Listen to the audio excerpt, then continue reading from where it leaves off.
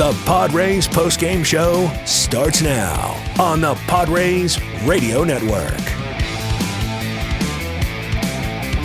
Don't you love it? Before 7 a.m., your team scores 15 runs on 17 hits, and you beat the LA Dodgers. That's what the Padres do on this Thursday morning, Game 2 of the Seoul series in Korea. The Padres beat the LA Dodgers by a final score of 15-11. Sam Levitt with you on our Padres postgame show here inside our San Diego studios. Lot to do. We have so much to do. Highlights will come your way in just a little bit. We will go back to Seoul, South Korea, and hear from Mike Schilt, hear from a couple of Padres players as well. We'll tell you everything you need to know about this ball game, and we will take you up until Ben and Woods. They'll come your way right around 8 a.m. So for the next hour or so, you'll have me, and we will break down each and every aspect of this ball game. A really, really impressive and important win for the San Diego Padres. You put it in the context of the Padres not playing another game that counts for a week. And the last thing you wanted this team to do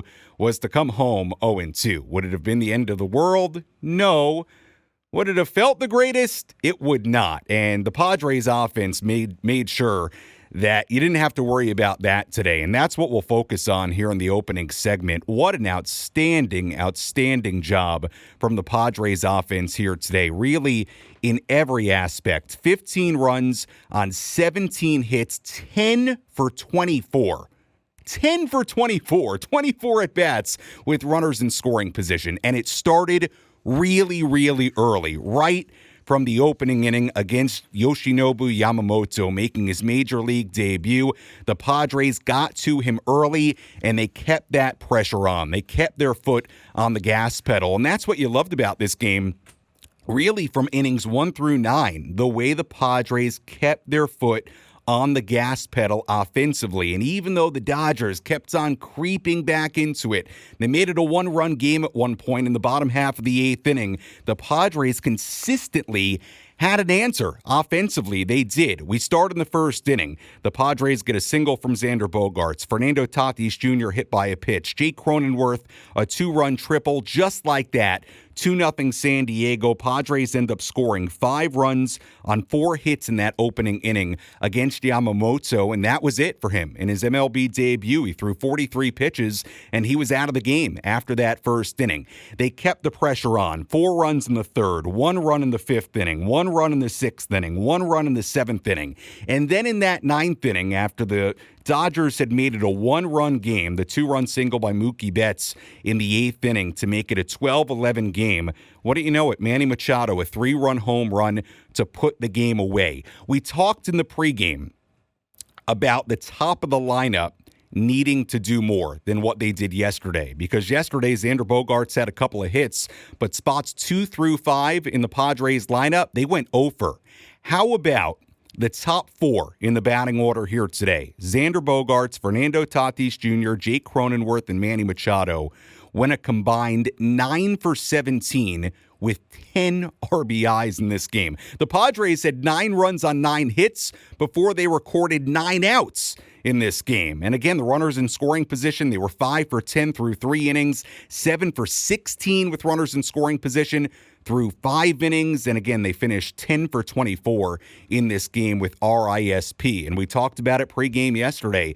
It was one of the things that absolutely plagued this team in 2023, the issues with runners in scoring position. So from that perspective, what a great thing to see. The Padres taking advantage, not just against Yamamoto, but against the Dodger bullpen as well.